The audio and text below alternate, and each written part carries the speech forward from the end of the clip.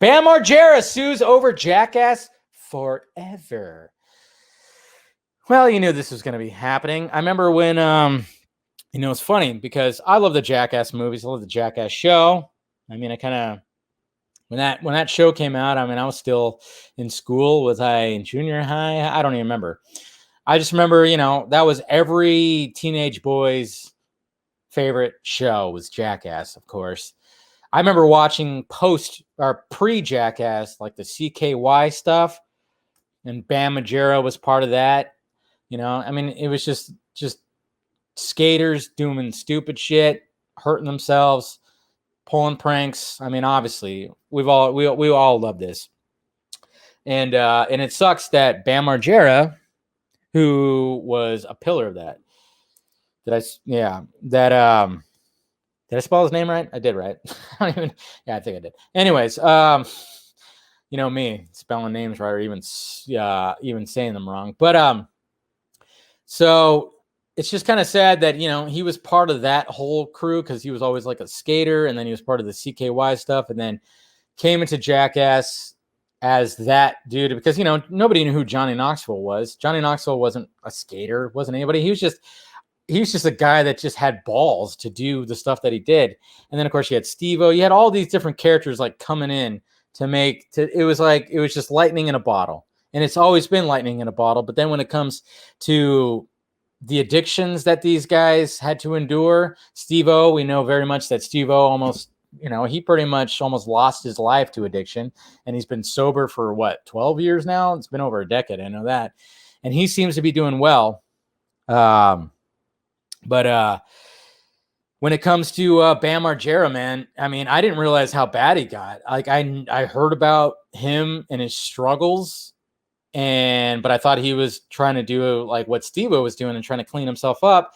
But apparently, when it came to the new Jackass, they kicked him out. They ousted him. They fucking ousted him because they basically had to, when he signed up for it, they had to basically give him almost, I think, daily fucking drug tests and all this stuff. And I think at one point he had a positive drug test, and I think it was because of Adderall or something like that.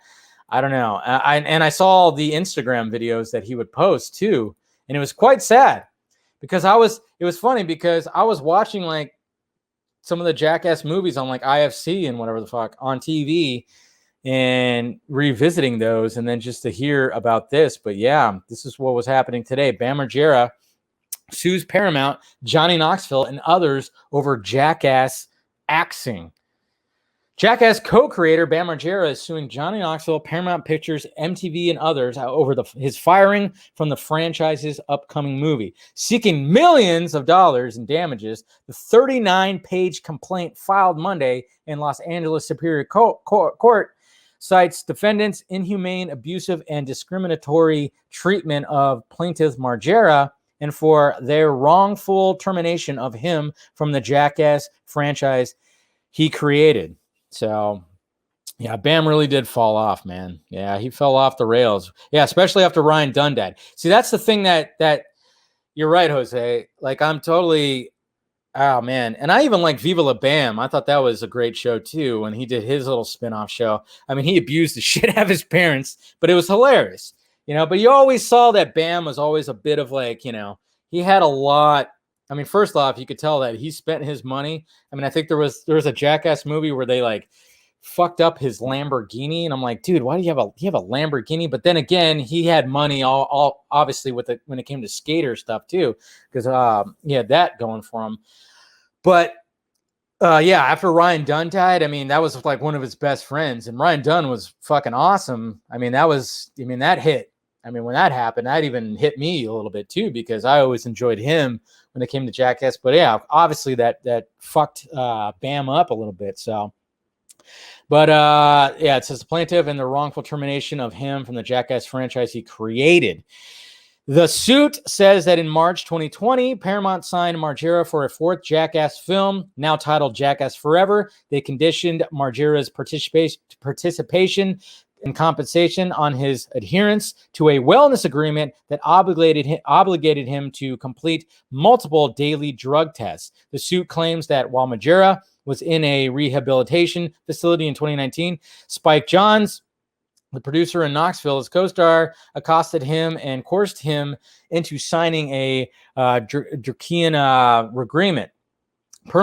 Paramount terminated the contract in August 2020, citing a violation of the Wellness Agreement. But then, after Margera already was filming scenes and developed ideas for inclusion in the film, the majority of which are being used in Jackass Forever, the suit says. Defendants went so far as to employ a doctor who FaceTimed with Margera every morning to ensure Margera took a cocktail of pills. Jeez, see, that's the thing. It's like you're trying to help somebody who has addiction to drugs and alcohol with more pills.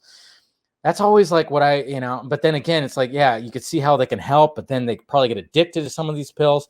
That Paramount's medical team prescribed to him the pills that left him physically and mentally drained, depressed, and a shell of his former self. See, that's the sad thing. It's like the pills are supposed to help him with his other addictions, but they also fuck him up too. So always what's so interesting about when it comes to treatments, when it comes to addictions. Other named defendants in the suit include Jackass writer-producer Jeffrey Tremaine, Dick House Entertainment, and Gorilla Flicks. I am pissed off, angry, hurt, and shattered that Johnny, Jeff, Spike, and the studios and producers ripped off my creativity, content, and stunts to make this movie, fired me without justification, and refused to pay for my work, Margera said in a statement. I created this franchise before any of these guys ever got involved. And that's partially true. Like I said, he was part of the CKY stuff. They were doing all this shit before Jackass came along.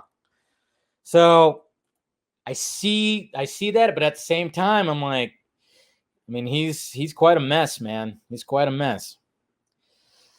Yeah, I read the full article. It was a short article. Don't worry. Yeah. But yeah, I see what you say, Joe Star. Yeah, it's just, I wanted to get the whole information right there, get Bam's quote, because it is very true. Like I said, he was part of that CKY scene that I remember watching that before Jackass was ever even a thing. So, yeah, it's going to be interesting to see how that all plays out. Obviously, the trailer already came out for Jackass Forever, and it was missing Bam, which, like I said, he was a distinct voice. He was always very much a crybaby, though, when it came to things. Remember his fear of snakes, and they would always fuck with his fear of snakes. But he was also insane, and he would do, like, these crazy fucking stunts, too. So, but, yeah, it's going to be interesting to see what happens with that, especially after, I don't know, the movie's supposed to be coming out in October, right? So a couple months, it's going to be interesting to see what happens when it comes to all this. So, yeah. But at the same time, apparently he did test positive one day, and I just hope he can get the help that he can get, because it's going to be sad when we wake up one day and then we're going to hear that he, lost his life. And I think that's what a lot of people were worried about when it came to all this, and probably his co-stars and everything. I know Steve-O has talked about it on podcasts, talked about Bam and certain stories and stuff like that. And yeah, he's it's just, yeah, it's going to be interesting to see what happens. It's going to be interesting what happens. Hopefully he can fully get sober and be okay. And then they, obviously they're going to work all this out. But yeah, at the same time, I'm kind of going, yeah, he kind of started this thing a little bit before this. So see what happens.